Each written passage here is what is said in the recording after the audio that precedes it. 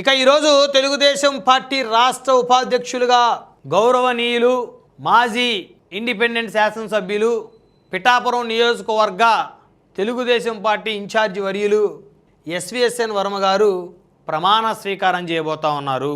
Telugu Desam party రాష్ట్ర ఉపాధ్యక్షుడిగా ప్రమాణ స్వీకారం చేయబోతా ఉన్నారు.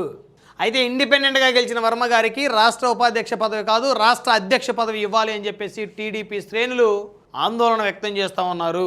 సో ఇక ఇది నిజంగా చాలా గొప్ప విషయం. ఆయనకి రాష్ట్ర అధ్యక్షుడి అని అయితే ఎవరు ఆందోళన వ్యక్తం చేయట్లేదు అనుకుంటే అది వేరే విషయం.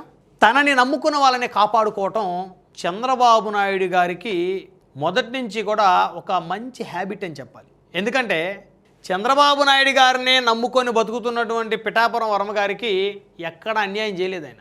సరే ఎమ్మెల్సీ ఇస్తారు ఇవాళ కాదు రేపు ఇస్తారు, దాని బదులు కాకినాడలో 100 నుంచి 150 కోట్ల రూపాయలు విలువైనటువంటి భూమి ఇచ్చారు. ఇప్పుడు ఆయన ఎమ్మెల్సీ అయినా 100 కోట్లు సంపాదించేది ఏమి ఉండదు. ఇప్పుడు ఆయన ఎమ్మెల్సీలు ఏం చేస్తున్నారు?